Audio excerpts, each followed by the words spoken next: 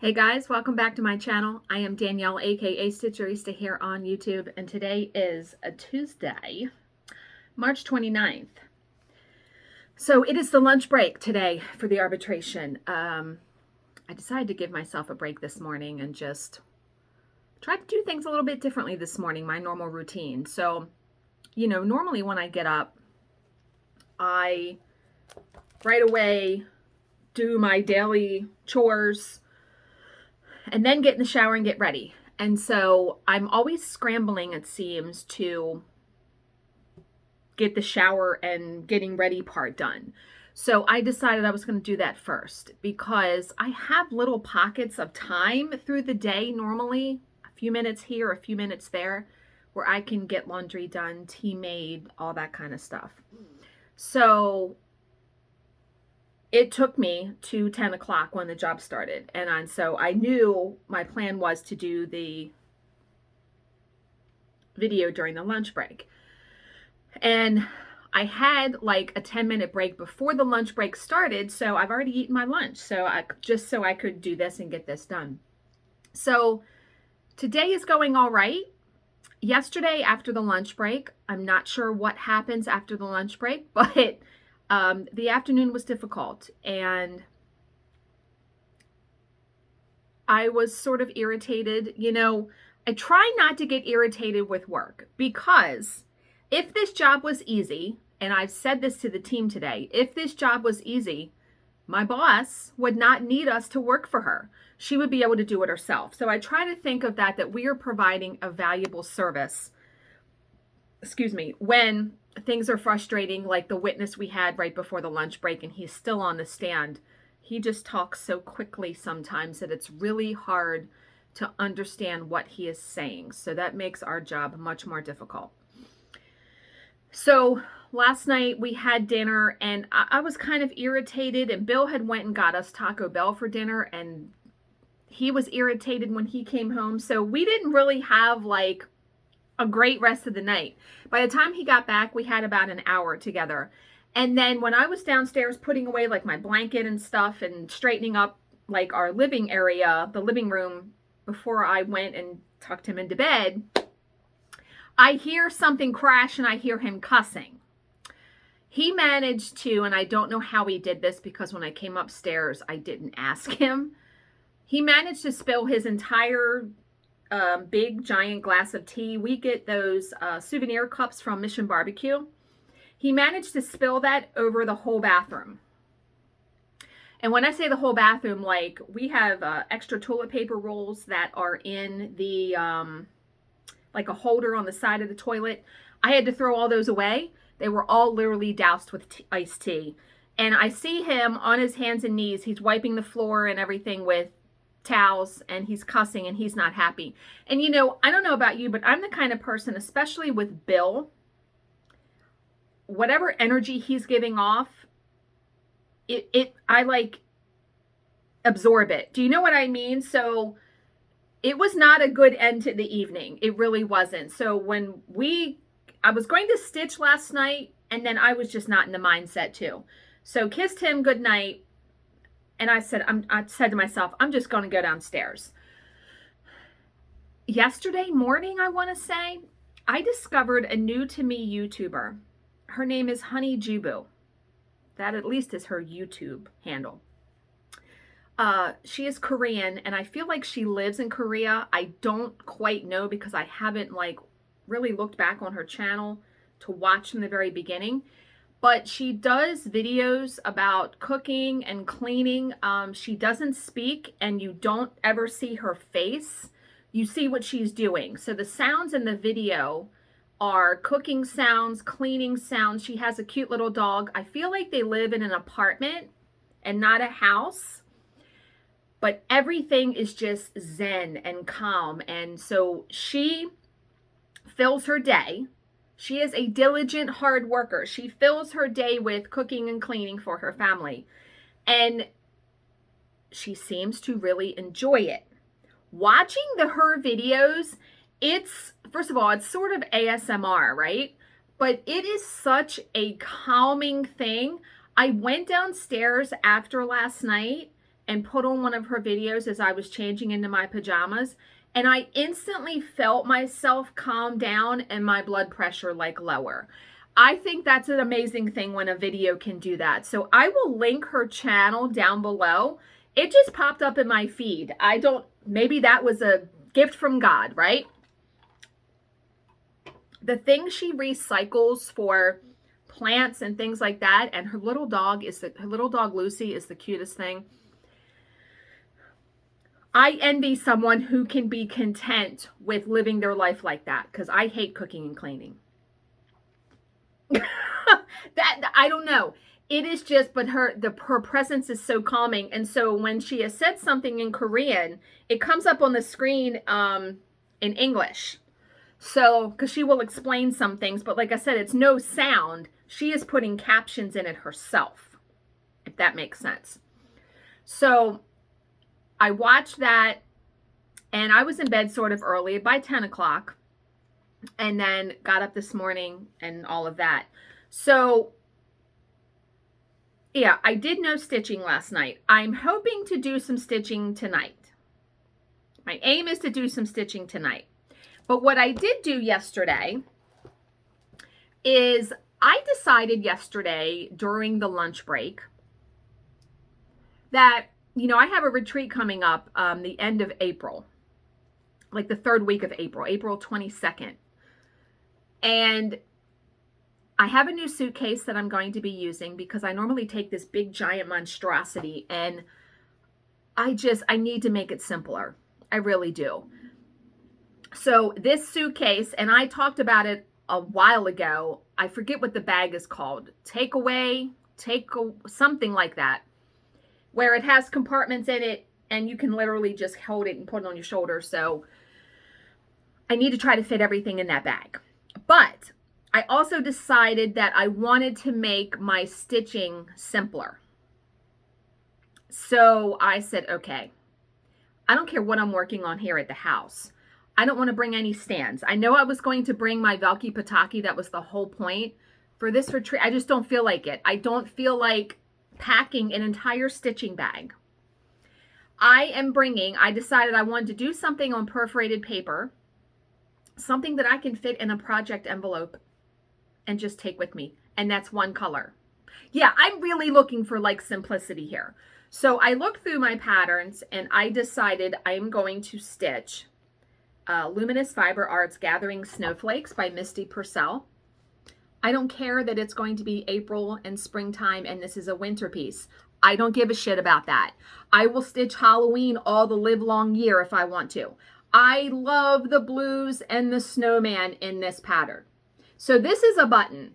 Now what's nice in the pattern is that it gives you an option to put the button there or to stitch it. Well, of course, you know I want to put the button, right? So I went on 1, 2, 3 stitch yesterday when I had one of those pockets of time, and I bought just a bunch of buttons. I bought some snowflake buttons, some hearts. I just bought a bunch because I know I'll be able to use them in future projects because I have like all of these. So perforated paper.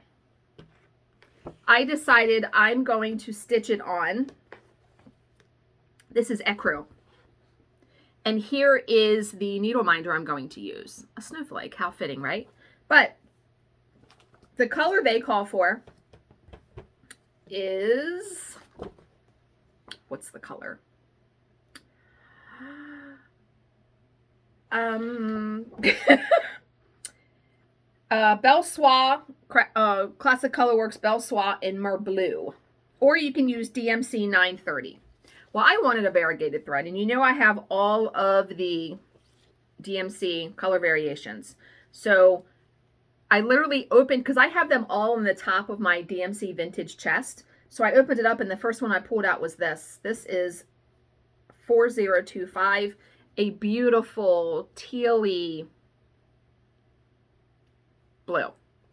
So if you do this, that's going to look really good, right? That's going to look really good. So that's what I'm going to bring with me. Will I get that done over the course of, I usually get there a Thursday evening, Thursday evening, and then I have all day Friday, all day Saturday. I don't know, maybe, But we do a lot of talking, a lot of chatting, and if it's nice out, we take walks, go to the stitching store. It definitely, you do not stitch the whole time.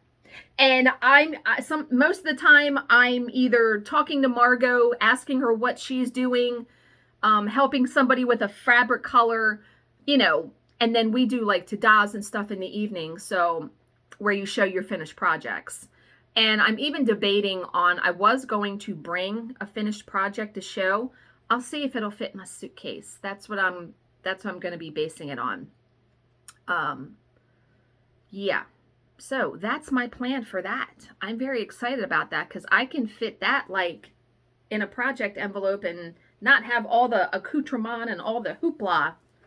You should see what some people bring. I'm no shame, not shaming them, but I don't want to come home and have to unpack like I've been away for a month when I've been gone for 2 days. Okay.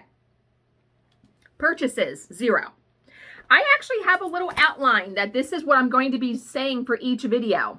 Life update, stitching update, purchases, talking points, OMG moments, motivational story or true crime story, and the unfuck yourself entry. And then I've made notes like for today because a little bit different things. So yeah, I bought the buttons from 123 Stitch, and actually Primrose Cottage Stitches has a new pattern that they just released, and it's birds and bird houses, and it immediately made me think of what Bill has done with the birds building the platforms, and I'm like, I need to stitch that for my junk journal so I can journal about him doing that. So I bought that pattern with it. So when all that comes in, I'll show you guys and let you know. I will show you and let you know. Okay, talking point. I know I forgot to do all of that yesterday. Oh, by the way, I'm still doing the Wordle, but I decided I'm going to stop posting my scores on Facebook. Nobody really cares. Nobody really cares. So, and I do the other Wordle, which is like Word Hurdle or something. I got that in 2 today. I was very proud of myself for that one. Okay. So let's look because, all right, here's a good one. So this person, Karen, posted in one of the cross stitch groups I belong to. Yes, it finally happened. I found one of my projects at an antique store in my town. I did this for my aunt in 2003. I actually did this particular pattern like 6 times because it was so fun to do. My mom has one exactly like this, framed the exact same way. When my aunt moved in with my mom years ago, my aunt gave hers to Goodwill. I guess someone found it for their booth at one of our antique stores. I literally did a double take while browsing.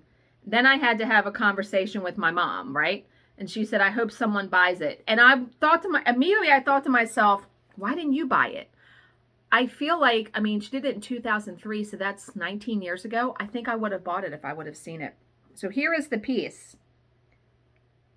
And they had it, wow, they have it priced at $50. It's beautifully framed. And I can't believe that she stitched this like 6 times because that's a lot of stitching. But yeah, I think I would have had to buy it, right? If it was mine. I ever see a piece of mine in a vintage store? I've only given away pieces. I have all the ones I gave to my grandparents. My mom and my dad each have a couple. I think they would give them back to me before. And like when my stepfather's mother died, I had stitched her a birthday sampler and I got that back from him. So yeah, no, I want it back if I stitched it. So all of that to say, and I know we've talked about this before, but have you ever seen something that you've made in a thrift store? I know a lot of you have saved pieces, and that's completely awesome. I myself have never come across, I don't go to Goodwill that much, but I've never come across a cross-stitch piece in a Goodwill. Because I think if I do, I'm going to have to save it. Right? Maybe? Okay. OMG moment. Let's see. I know I have some.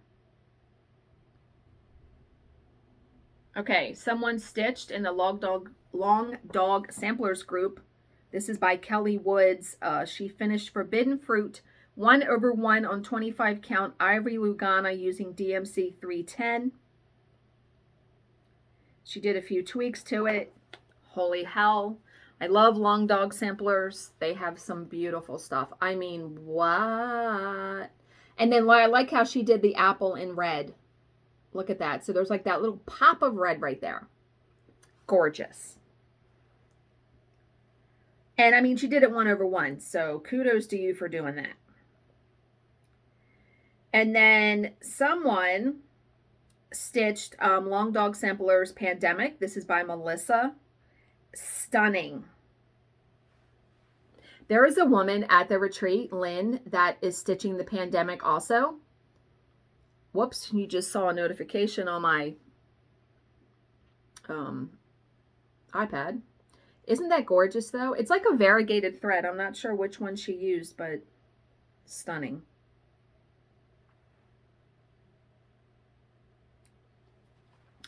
And, you know, I didn't talk about this yesterday, but I wanted to mention on here the Will Smith thing, right? Him slapping Chris Rock for making a joke about Jada Pinkett. She has alopecia, apparently, which is a very devastating, I think, disease for a woman. You know, not that it's easy for men to lose hair, but I think it's much, much more devastating for a woman. I know I felt like that when I lost my hair when I was going through chemo. So if you have been living under a rock and don't know, Chris Rock was doing a speech up there. You know, they do jokes in between presenting awards and stuff. And he mentioned about Jada Pinkett Smith being in G.I. Jane 2 because she, you know, her hair is very short and close to her head. And when my mom sent me the video, now I don't watch the Oscars, I don't watch anything like that. When my mom sent me the video, my mouth fell open because Will Smith proceeded to go up to the stage, slapped Chris Rock, sat down, and the video my mom sent had all of the language. And Chris Rock says something to the effect, I don't remember what he said exactly, like, oh my God, I've just been, you know, bitch slapped or something by Will Smith. And Will Smith said, keep my wife's name out of your fucking mouth. And he was hot under the collar. And it was like you could hear a pin drop. And my literal mouth fell open. And there have been so many opinions about, was Will Smith wrong? Was he correct? I think, and Will Smith has issued a statement about it, apologizing to Chris Rock, saying that violence is never the answer. His emotions got the best of him. You are not inside of their marriage, and you don't really know how that, that disease has affected them. And while I don't think that should have been a joke made by Chris Rock, I do share that opinion. I don't condone Will Smith slapping someone, but let me tell you, on the other hand, I would hope that Bill would stand up for me or defend me like that. Right? Like I said, I don't condone violence, but it was almost like, you go, Will. Like, yeah. It's hard. There's a fine line there. And to do it in such a public way, I mean, oh boy. So, I mean, there are tons of memes about it. That is going to literally go down in history. Seriously. But yeah, I love Will Smith. He's such a fantastic actor. It's unfortunate. The whole thing is unfortunate. Okay. So, for the story today, it's not necessarily one of my little short motivational stories. I wanted to read you a chapter from a book I started reading on Kindle Unlimited called The Best Diet Book Ever, The Zen of Losing Weight. And I will just look from time to time on Kindle Unlimited, and because, you know, you can read as many books as you can in the course of a month, this book caught my eye because it approaches weight loss a different way than it's not telling you what to eat or how to eat. It is more like giving you strategies on what to do. And the very first chapter really, really spoke to me of how we, need to feel about ourselves. Because I think a lot of times when we have a bad habit or we have gained some weight, we are down on ourselves and think there's something wrong with us when you listen to this story. Okay, so the story is called Good as Gold. There once was a young girl who had a small clay statue, a family heirloom. She had always wished that it were bright, shiny gold instead of plain brown clay. When she was old enough to earn some money doing small jobs, she saved what she earned until she could afford her special project. She took the statue to a jewelry store to have it covered with gold. Now it looked just the way she wanted, and people admired it. She felt very proud that she had a gold statue. However, the gold plating didn't stick to the clay very well, and before long, it began to flake off in spots. So she had it gold plated again. And soon she found herself using all her time to earn money for maintaining the gold facade of her statue. One day, her grandparents returned from a journey of many years. So I'm guessing they lived in different countries, maybe. The young girl was excited to show them how she had made the clay statue into a gold one. Remember, it's a family heirloom. However, clay was showing through in a few spots, so she was also somewhat embarrassed. Her grandmother smiled and held the statue lovingly. She moistened her handkerchief and gently rubbed at one of the spots. And she says, many years ago, the statue must have fallen in the mud and become covered with clay. As a very young child, you wouldn't have known the difference. You forgot and thought it was just a clay statue, but look here. Where she had rubbed, a bright yellow color shone through. And the grandmother says, you never needed to put gold on to cover the clay. All you have to do is gently remove the clay and reveal the solid gold statue you've possessed all along. So, what is that saying? We are the gold. That's your essence, your nature of who you are. Everyone has the capacity to appreciate the simple joy of being alive. It is the delight you feel from the view of a spectacular sunset, the sound of a beautiful piece of music, or the smile of a loved one. It is an experience of natural richness. One of the core principles of the Zen tradition is that human beings by nature are basically good. Believing in your basic goodness is the confidence that nothing is faulty in your makeup and nothing is lacking. That's huge. So I'm going to say that again. Nothing is faulty in your makeup. Nothing is lacking. So many times we feel like something is wrong with us. And I absolutely, over the years, and it's taken me a long time to realize that just because in the summer I don't like wearing shorts, I don't like to go in the pool, I don't like to go to the beach and go in the water, that there's something inherently wrong with me. Nope. It's just a preference. And there is nothing wrong with you if you like those sorts of things. Not everyone is going to like the same things. But it took me a long, long time to realize that I'm not weird or, just anything like that because I don't like those sorts of things. Okay, so this perspective of richness is not all that common. Many people relate to dieting with a kind of poverty mentality. How often have you felt like a failure after a slip or a binge? That comes from the mistaken belief that in order to be who you want to be, you need to be different than who you are, and you don't. When our experiences of fear and self-doubt accumulate, obscuring our connection with basic goodness, we feel the need to prove our worth. We think that the only cure for such feelings of inadequacy is to gold plate ourselves into something better. I'm telling you, I read this chapter like 3 times because it literally sums up every single thing of, I want to say especially women in society feeling like every day you have to put on makeup, fix your hair, do your nails, all of that kind of thing, which I do. I mean, you're gold plating yourself, right? You don't struggle with losing or maintaining your weight because there is something fundamentally wrong with you. The causes are negative attitudes towards yourself, mistaken ideas about dieting, and unhelpful habits that have built up over time. They are the clay. Gold plating yourself, covering up aspects that make you feel self-conscious or embarrassed isn't necessary. You just have to gently start removing the clay. That means adopting a more positive attitude towards yourself, exploring new perspectives on dieting or anything, and undoing some of your unhelpful habits. Remember that you are the gold that is always there beneath the surface.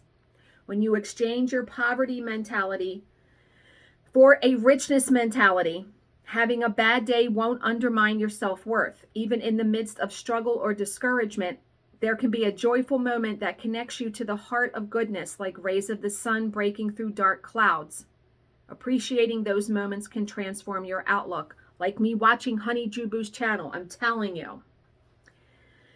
It's important to recognize the difference between your nature and your habits. Thinking of your actions as part of your nature and saying, that's just the way I am, makes them feel unworkable and unchangeable. However, seeing things you do as habits, that's something I seem to do a lot, means that there is always the possibility of change. When you recognize that basic goodness is your true nature, you open the door to experiencing unconditional confidence. You'll feel empowered to conquer the habits that have been holding you back, freeing you to accomplish your goals of losing weight or just staying at the weight that you are. Just having a different perspective. I absolutely love that in just not even just with losing weight, just with all aspects of our life, right? I absolutely love that. So yeah, it really struck a chord with me when I read that yesterday, because I have struggled with my weight and habits of eating at night and things like that. I still struggle with that. If I could just kick that habit, I think that would go a long way to me feeling okay with myself, right? What happens is I'll go down there and watch TV at night and want to eat something. Yeah. But it's also recognizing that, just with that said, that there is always a possibility for change, that your habits are not your inherent nature, I guess, that's what they're saying. But yeah, I really, really love that underneath, we're inherently good. We are gold underneath. Kicking our bad habits is like removing the clay from the statue. Okay. So finally, I did start reading a new book by Kirsten Moglen called I Said Yes, and it's told in perspectives of the husband and wife.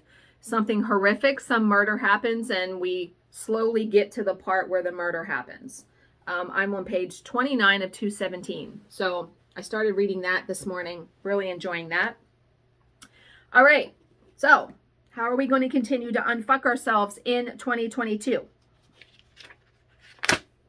Oh, it didn't tear off. That's the first time it never tore off. See, it was already half torn off. Okay. So many of us have actually forgotten why we are pursuing what we are pursuing in the first place. Wake up. That's a good one. Yeah, I think it's very easy, especially if you're an adult, to kind of get lost in the everyday humdrum of job, kids, husband, dinner, all of that every single day, that you kind of forget. Yeah, absolutely. I think it's trying to be present. Yeah, trying to be present and just silent maybe for a couple of moments and be present. Yeah. I'm telling you, watch Honeyjubu. I'm telling you, last night, it was amazing the effect it had on me walking downstairs, and just, it was like, yeah. And this woman has a really clean apartment. It's fantastic. I love her little dog. Yeah. I will link her channel down below. So I am going to get off of here. We have 20 minutes before we're back on the record. So as always, If you have any questions, please leave them in the comments section below and I will answer them to the best of my ability. Thank you so much for watching today and visiting with me, and I will see you in my next video. Bye, guys.